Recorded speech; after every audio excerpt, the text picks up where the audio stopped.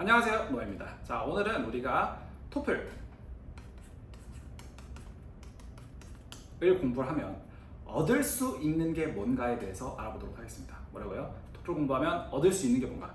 얻을 수 있는 게 뭘까요? 당연히 점수죠. 그죠? 하지만 점수 말고, 그런 거 말고, 뭐 학교를 갈 수 있는, 교환학생을 갈 수 있는 이런 거 말고 토플을 하면 얻을 수 있는 능력을 가지고 제가 세 가지를 말씀을 드려보도록 하겠습니다. 그래서 지금부터 같이 한번 볼게요. 제일 첫 번째는 바로 학술적인 영어를 할 수 있다라는 능력입니다. 뭐라고요? 학술적 영어 능력이라고 생각을 하시면 될 것 같은데, 영어로는 academic English라고 할 수 있겠죠. 토플보다 좀 더 쉬운 시험도 있고 어려운 시험도 있습니다. 모두 학술적 영어를 다루는 내용일 수 있겠죠. 애초에 시험이니까, 그죠? 근데 이 제대로 된 정말 레귤러한 학술적인 영어를 가르치는 시험은 바로 제 생각에는 토플이다라고 말씀드릴 수 있을 것 같습니다. 더 어려운 단계라고 많이들 이제 일컬어지는 뭐 SAT, ACT 이런 시험도 있어요. 근데 사실 솔직히 말씀드리면 다른 난이도지 그게 뭐 객관적으로 더 어렵다 이런 생각은 솔직히 안 듭니다. 약간 나무위키나 이런 데 보면은 SAT는 뭐 비교도 안 된다 이러는데, 그거는 내가 봤을 때 그 사람이 이걸 공부를 제대로 해봤을까 싶어요. 다른 난이도요. 체감을 하는 게 달라요. SAT에서 만점 가까이 나오는데 토플에서 비빌거리는 친구들도 있고, 비슷하게 마찬가지로 반대도 있습니다. 토플을 잘하는데 SAT는 이상하게 점수가 안 나오는 친구들도 있어요. 그렇기 때문에 학술적인 영어라는 거를 영어 능력 자체만 놓고 봤을 때는 토플만큼 제대로 측정을 하는 게 없다. 제대로 그리고 요구하는 게 없다라는 생각이 좀 듭니다. 왜냐면 애초에 그 시험의 설립 목적 자체가 다르죠. 시험이 토플은 이제 Test of English에서 Foreign Language, 그러니까 외국어로서 영어를 가지고 측정하는 영어 시험인데, SAT 같은 경우는 Scholastic Aptitude Test, 그러니까 즉 학업 적성 능력 시험이거든요. 그러니까 쉽게 말해서 가서 공부를 잘할 수 있냐, 이 능력을 테스팅을 하는 거기를 가지고 그걸 가지고 영어로 하는 거 이 뿐이기 때문에, 그래서 이제 애초에 좀 목적 자체가 다르다. 그래서 토플이 가장 좀 학술적 영어의 레귤러한 그 내용을 가지고 잘 테스팅하고 그리고 여러분들한테 길러주는 그런 시험이다라고 말씀을 드릴 수 있을 것 같습니다. 그러면 이제 학술적 영어에서 중요한 포인트들이 몇 가지가 있는데, 가장 첫 번째는 아무래도 어휘가 아닐까요?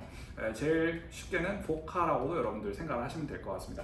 이 어휘력 같은 경우는 여러분들이 한국에서 공부하던 거는 어떻게 보면은 정말 plain English, 그러니까 정말 기본이 되는 영어만 이제 보통 우리가 공부를 하게 되고, 사실 영어는 훨씬 더 다채롭고 다양하고 그리고 단어도 가지수도 많고 이렇거든요. 그렇기 때문에 이런 변동에 모두 다 따라가려면은 이런 어휘가 많이 담겨 있어야 여러분들이 진짜로 영어를 좀 제대로 한다라고 할 수가 있는 건데, 물론 이제 수능 영어 단어도 토플 단어랑 겹치는 부분들이 있는데 근데 이 겹치지 않는 부분이 사실 훨씬 많단 말이죠. 그래서 훨씬 더 많은 이 내용까지도 잘 암기를 해주고, 그리고 동의어도 암기를 해주고, 그리고 문맥별로 의미, 뭐 품사별로 의미, 뭐 이런 다양한 어떤 변수까지 여러분들이 대처를 할 수 있게 되고, 그러면 이제 여러분들이 영어를 어디서든 잘할 수 있게 되는 거죠.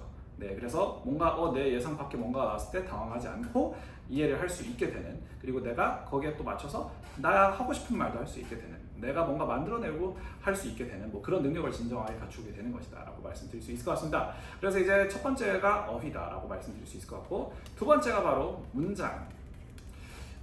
제가 토플 처음 공부하면서 느낀 게 문장이 왜 이렇게 생겼지? 정말 다르다. 내가 공부하던 거랑 너무 다르다 라고 생각을 했었거든요. 약간 어떤 느낌이냐면 한국의 수능이나 아니면 내신에서 배우는 문장이 약간 흑백이라면 토플에서 배우게 되는 문장은 약간 컬러라고 생각을 해주시면 될 것 같습니다. 약간 그런 식으로 훨씬 더 다채롭고 훨씬 더 의미 표현을 하는 방식이 다양합니다. 그렇기 때문에 예를 들어서 여러분들이 surprise라는 말이 있죠. 근데 shocked라는 말도 있고, 그죠? 아니면은 appalled라는 말도 있고, 아니면 astounded이라는 말도 있고, 아니면 taken aback 이런 식으로 되게 다양한 단어들이 있단 말이죠. 그래서 이런 단어들이 굉장히 다양한 이런 것과 동시에 이제 표현을 하는, 그러니까 같은 내용의 의미를 표현을 하는 방식도 굉장히 많습니다. 그래서 이런 것들을 다 따라가고 그리고 적응을 하고 이해를 하고 하려면은 여러분들이 초반에 이 한국에서 하는 영어로만은 좀 부족하다.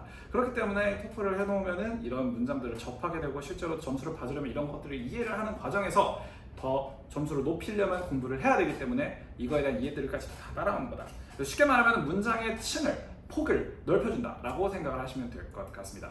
자, 그리고 이제 세 번째는 바로 실습인데요. 그러니까 쉽게 말씀드리면은 이제 여러분들이 영어를 배우긴 하는데 어디 가서 써본 적이 없을 거란 말이죠. 그죠? 이게 우리나라에서 큰 좀 아쉬운 부분이다라고 제가 저번에도 말씀을 드렸었는데 토플은 걱정하지 마세요. 여러분들이 유감 없이 쓰실 수 있습니다. Reading, Listening, Speaking, Writing 4가지 섹션 중에 Speaking, Writing이 있잖아요. 이렇게. 그래서 여러분들이 쓰신 영어들이 여기서 테스팅이 되기 때문에 그래서 마음껏 이제 써볼 수 있는 어떤 기회가 또 생기고 그리고 그걸 가지고 점수를 높이려면 더 높은 점수를 받으려면 실제로 스피킹에서 라이팅에서 잘 해야 되는 그런 상황인 거죠. 그래서 여러분들이 계속해서 해보면서 늘 수가 있고 실제로 스피킹 라이팅이 여러분들 토플 기준으로 28점 이상씩은 되면 사실 우리나라뿐만이 아니라 전 세계 어느 학교를 가도 영어로 되는 수업에서는 잘 따라갈 수 있다라고 말씀을 드릴 수 있을 것 같아요. 물론 이제 전공 지식은 좀 다른 부분이지만 그래서 이제 실제로 써보고 그리고 쓰는 걸 가지고 점수를 올리기 위해서는 그 쓰는 거가 계속해서 향상이 되어야 되기 때문에 점수를 올린다? 스피킹 라이팅 더 잘하게 된다. 그냥 이렇게 똑같이라고 생각을 해주시면 될 것 같습니다.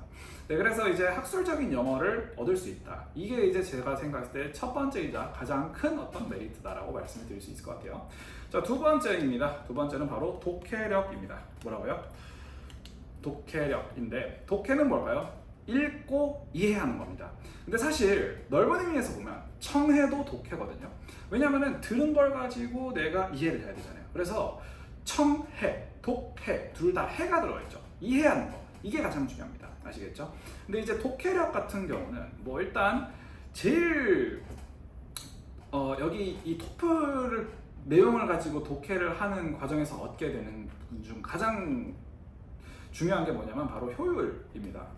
그러니까 영어를 가지고 딱 봤을 때 전체를 다 읽어야 된다? 아니죠. 여러분들이 필요한 내용을 읽고 중요한 내용을 읽어낼 수 있어야 합니다. 그죠? 근데 그걸 가지고 어떻게 하면 효율적으로 하는지 대체로 이제 토플에서 쓰여져 있는 글에서 문제를 맞추기 위한 효율적인 독해를 하다 보면 그게 다른 글을 읽을 때도 똑같이 이제 요점을 빠르게 잡아주는 능력이 되거든요. 다시 쉽게 말씀드리면 토플 독해를 잘할 수 있으면 다른 독해도 잘할 수 있게 된다는 겁니다.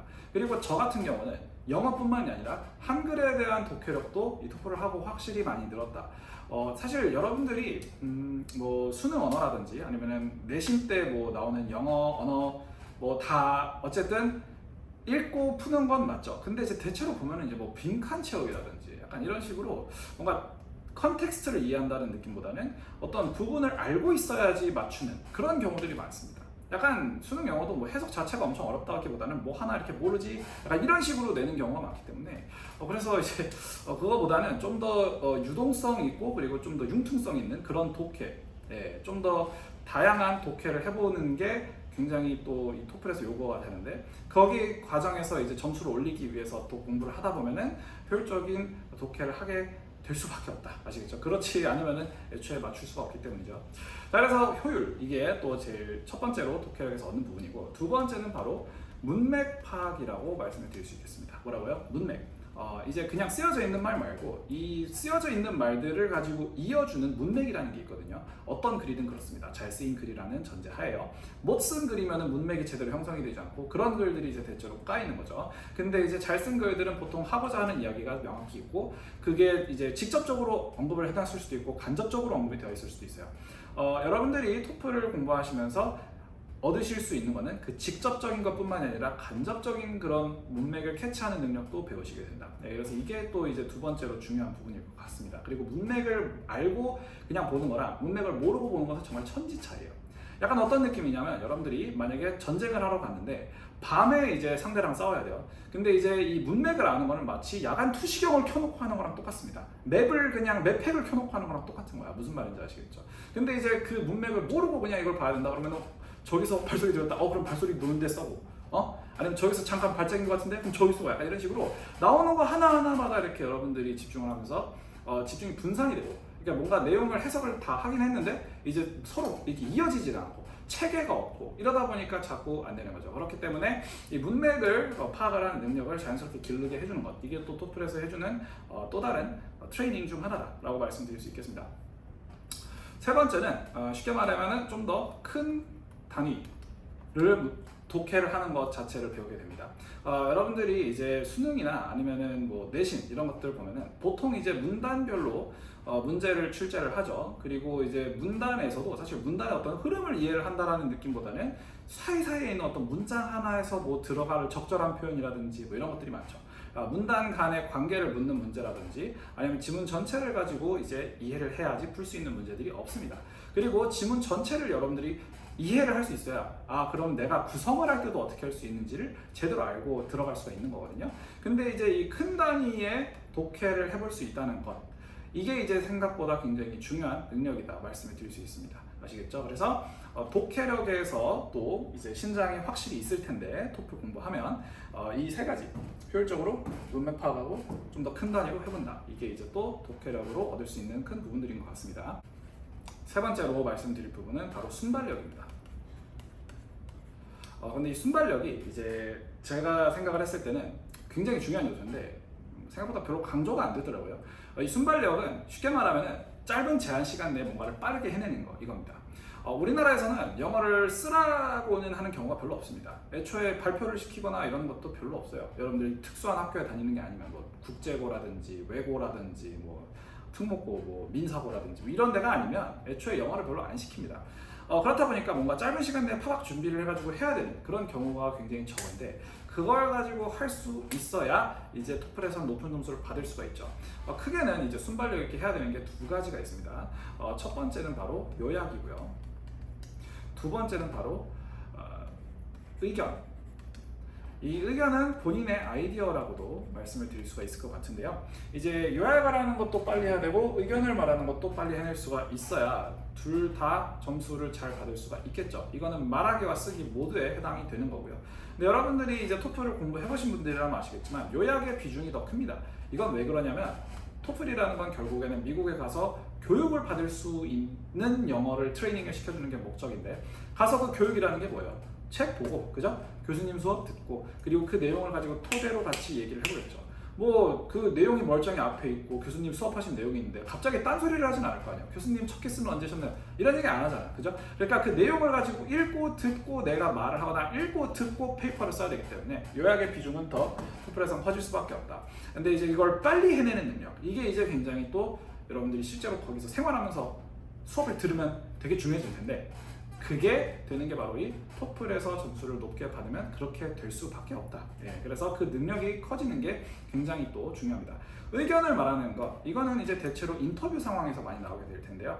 제일 처음에 여러분들이 만약에 job interview를 갔다고 해볼게요. 거기서 이제 취업을 하러 딱 갔으니까 여기서 이제 회사에서 물어보겠죠. 저희 회사에는 왜 지원해 주셨죠? 라든지 아니면 저희 회사랑 지금 옆에 동네에 있는 회사랑 어떤 차이가 있죠? 라든지 뭔가 이런 질문이 딱 들어왔을 때 그 내가 이전에 어떤 그 리딩 지문이라든지 아니면은 그 사람이 어떤 거에 대해서 설명을 해놓고 그거에 대한 질문이 아니라 그냥 그렇게 질문이 쓱 들어왔을 때 이걸 빨리 내가 생각을 해내가지고 뭐라도 말을 해야 되겠죠. 그게 내 본심이 아니고 그게 내 진심이 아닐 수도 있어요, 그죠?